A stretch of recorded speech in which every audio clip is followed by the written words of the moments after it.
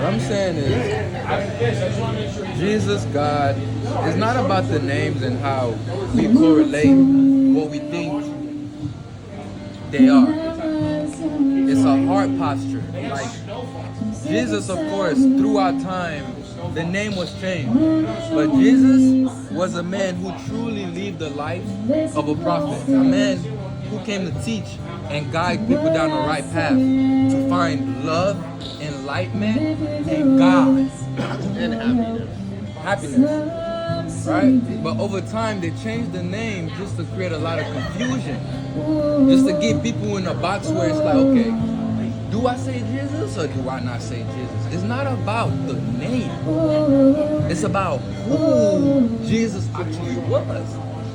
And I accept Jesus. Why? Because through his teachings, that's where I got my knowledge of love, unconditional love from. I grew up as a Christian. And what I learned from the Bible is what taught me about unconditional love.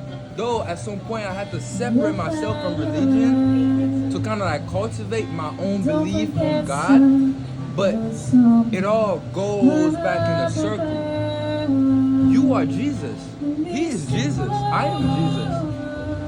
Jesus was a vessel that God used to show people on earth that he and she is. God is not a he or she.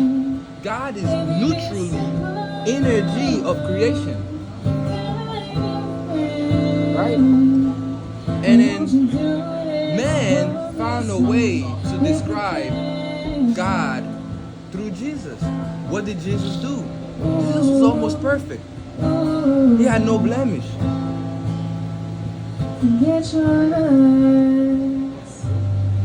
And God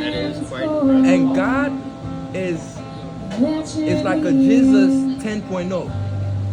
If you get what I'm saying, like Jesus lived a life of almost perfection. Almost.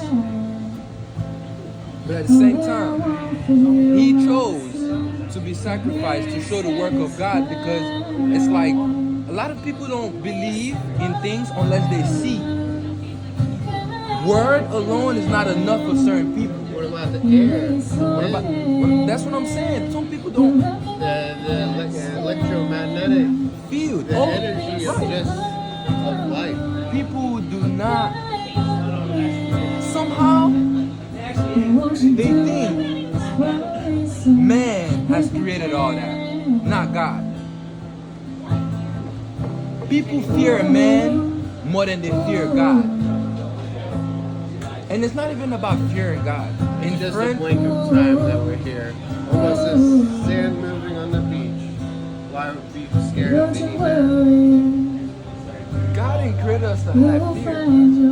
Fear was created to keep people in control. And when you're in control, you would easily believe anything you're told. So people don't even know truly who God is. Most people who go to churches, it's like, oh, okay. Like this man today, I was sitting down at this hotel by the Twin Fin, right? Just sitting down charging my phone. The security, he come over there. He like, you gotta move. You can't sit right here. This is private property. I'm like, what are you talking about? I'm just chilling. Like, I'm not doing anything to hurt nobody. This guy calls the police on me to get me off the property. Mind you, I did not move until the police came. When the officer came, he came to me as a friend. He didn't come to me as an officer. He didn't come to me like, sir, I need you to... No, he came, he was like... He almost didn't even want to get me off the property. He's like, this guy isn't doing nothing. Like, why are you bothering him? So what I was telling the allied guys, bro, you trying to make my life hard. That's not God. But he goes, I go to church every Sunday. That don't mean anything. Being in church every Sunday doesn't mean you know God. Love is action, not just the word. You feel me? And I'm like, oh, what you're saying is just receipts that you're trying to show. To say, oh, you do this. That don't mean that you actually partake in what it takes to know God. Because if you knew God, you wouldn't be trying to make my life hard in this moment. Because what you don't want done unto you, you wouldn't do unto me. That's the law of love. That's the law of God.